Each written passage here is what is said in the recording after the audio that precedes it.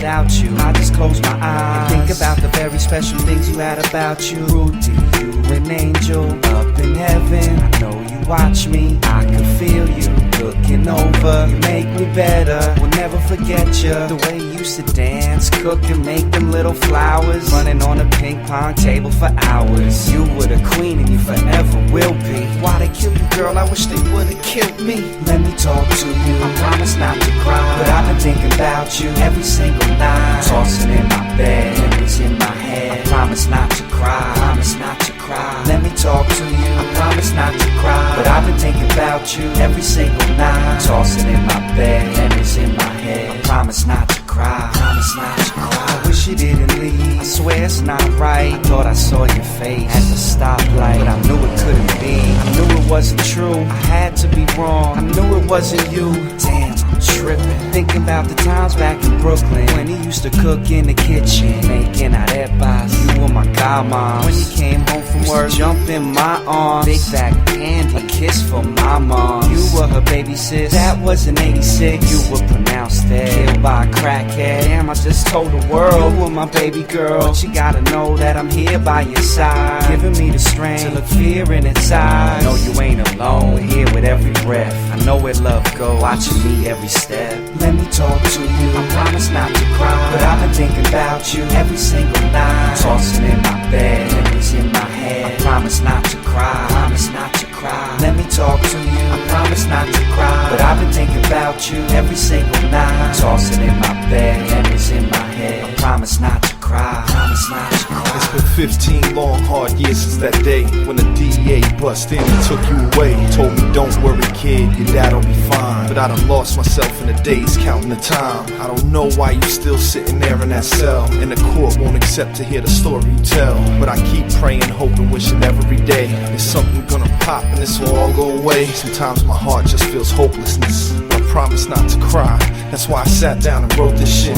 It's been too long for me to shed a tear now, but that I may never see you free is what I fear now. They letting murderers walk and keeping you in. I can't imagine the world they got you in, but I'll be waiting till the day that I die, and I promise not to cry, promise not to cry. Let me talk to you, I promise not to cry, but I've been thinking about you every single night. Tossing in my bed, memories in my head. I promise not to cry, promise not to cry. Let me talk to you, I promise not to cry, but I've been thinking about you every single night. Tossing in my bed, memories in my head. I promise not to cry, promise not to cry.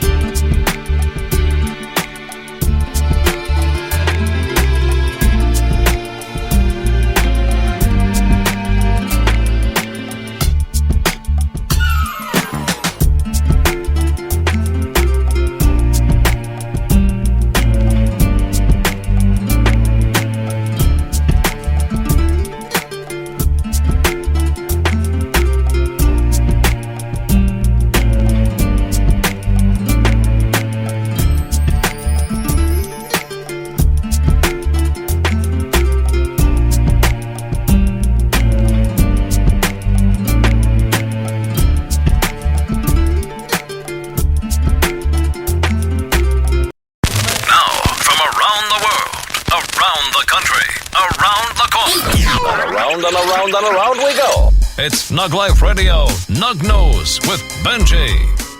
30-year-old Adam Kostler from Brisbane, Australia, has been given 2 years of probation for giving his sick daughter cannabis oil, who'd been given a 50% chance of long-term survival. He explained in court that his daughter Rumer was diagnosed with stage 3 neuroblastoma cancer in 2014 when she was just 2 years old, which led him to researching the benefits of medical cannabis online and eventually supplementing her chemotherapy with cannabis oil mixed with coconut in her food. Adam says that her cancer-ridden little body was alive again. She'd be able to eat like a champion and began to gain weight. Her weight was up, energy was up, and wanted to go outside with me instead of lay on her back with legs curled up. Kostler pled guilty to the Brisbane Supreme Court to 4 counts of supplying a dangerous drug to a minor and 1 count of possessing a dangerous drug. Justice Peter Flanagan said the circumstances of the case were sad and unusual and delivered the 2-year good behavior bond with no conviction recorded. So what does that mean in the end? So he still has a conviction, nothing recorded. No, so they pretty much charged him and wiped it clean. Mm-hmm. What a weird thing. So they get to still call cannabis a dangerous drug, but Currently. There's no consequences for this gentleman saving his daughter's life, as there shouldn't be any consequences because it's your child. And if you're making an educated, especially if you can prove in court that you're making an educated decision about, hey, I researched it, other people are doing it, it's worked, and it's working for me, there should be not even wasting his time with the trial. Right. And medical marijuana it's now legal in Australia, but it's in the early stages, so the infrastructure's not there yet. Not like they can't open up the internet and Google it, which they obviously did because they did the right thing. So I don't want to be too harsh on them. And hopefully they work on, relabeling their cannabis out there as a dangerous drug. First of all, Hillary's back. I'm back. Just leave those people alone. Cancer is expensive, you've already got all those fees to pay. You've got all that grief and pain that you're going through. And then you're going to go and lock these people up. You've got to pay for lawyers' fees. You've got to, explain to your family, what you... Plus the trauma of they take the children away who are sick and, need their parents close by at all times. Right. And something like that can make someone worse, when they're sick. So that kind of stress, she was pretty young, but, not having 2 parents there can sometimes, lead to worsening conditions. Emotions that are not good lead to worse conditions, and I think that's very true.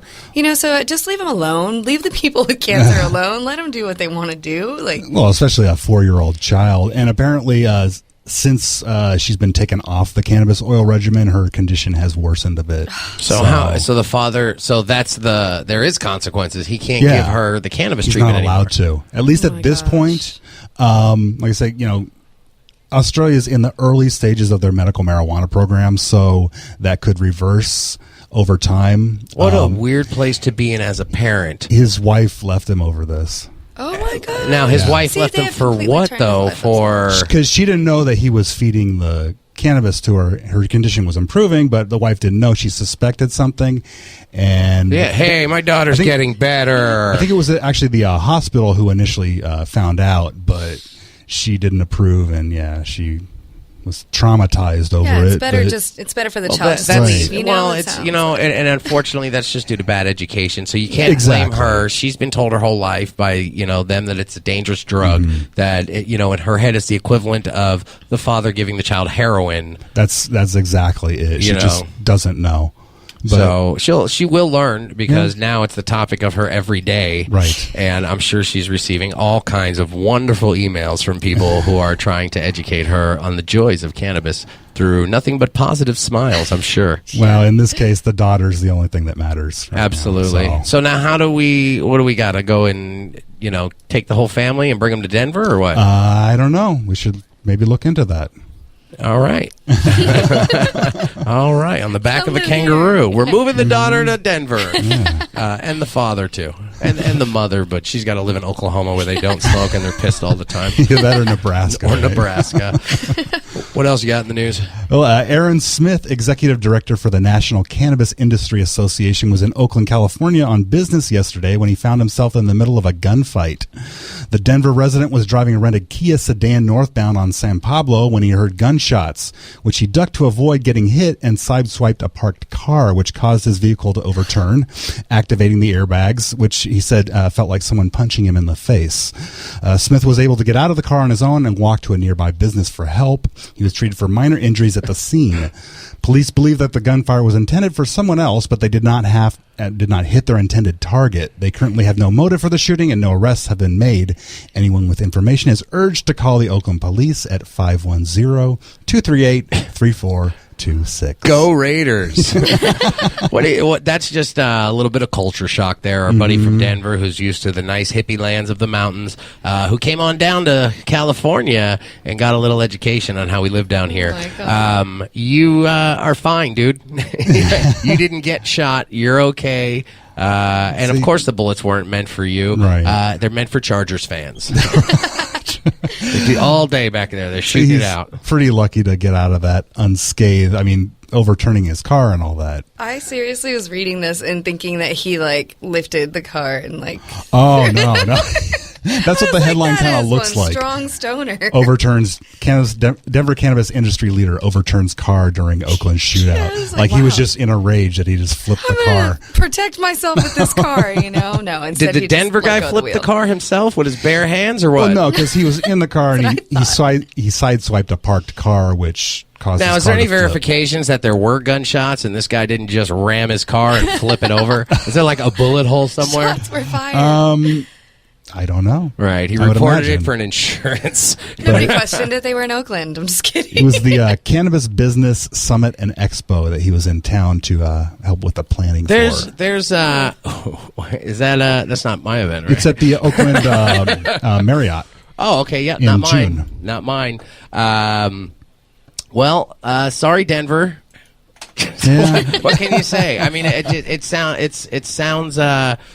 What's the word for radio? Girly. I mean, I've been in many situations where people are shooting, and in a panic situation, you just keep driving. You don't wreck your car. In a bad situation, I want to be with the guy that's going to make it from point A to point B when the zombies start coming. What? Why were you involved in a shootout? I mean, Why aren't you? everybody involved has in a gun shootout? in Texas, and I've never been in a shootout. Really? In Las Vegas, it's a lot of gunfires and shooting. My brother's been shot at his front door.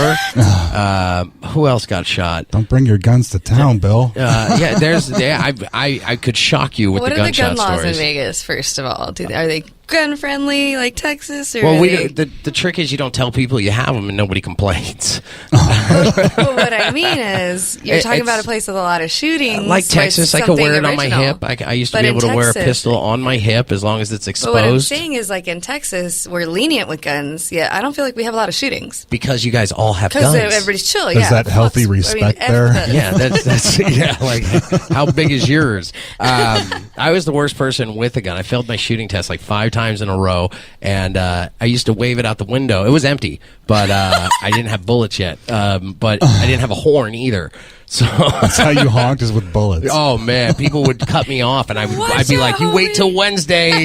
But turns out I wouldn't have been able to hit the target. So it's a pretty safe situation for I everybody. need to get one of those black rubber guns, so when I'm on the highway, I'm like, don't mess with me. Oh, those are popular right now. The police love them. 760. Oh, wait. So that's our number. You have another news story for us. Yeah. Sorry, Benji. I was having a good time. Well, when it comes to testing marijuana edibles, most labs use a device called a chromatograph or an HPLC, but they don't really give accurate readings for food. Senior scientist at Americans for Safe Access, Jahan Marcoux, says these machines were never designed for you to inject a cookie into them. The sugar, starches, and fats will wreak havoc on the HPLC equipment. They really muck up the works and lead to inaccurate results. Marcoux, along with others working with the American Chemical Society, have incorporated a procedure into the testing called flash chromatography that breaks down the edible and isolates the THC or CBD into a liquid, which can be easily read by the HPLC. Melissa Wilcox of Grace Discovery Sciences says producers of cannabis edibles complain that if they send off their product to 3 different labs for analysis, they get 3 different results. The point of our work is to create a solid method that will accurately and reliably measure the cannabis content in these products. Marcoux hopes the equipment can be installed into commercial labs and train technicians how to measure levels on a large scale. These are kitchen people that are complaining too. When you make a tray of brownies and they take a 1/4 ounce of their favorite Blue Dream, they're like, "We're going to make it," and they throw it in there. There's no way to determine this piece is going to be different from this piece. This piece is going to be different from this piece. And then how much of it are, especially around the edges, are you decarboxylating because of the heat? that are going in and flipping that THC to a THCA. Right. I got initials too, Doug. Them some words there. Them some big words. There's a lot of companies. Anybody testing right now is able to test it. Get it tested. If you're making an edible and it's not done in a health approved, health department facility where machines are doing it, and you're going to know that it's the exact same every time, like an Edipure company, you're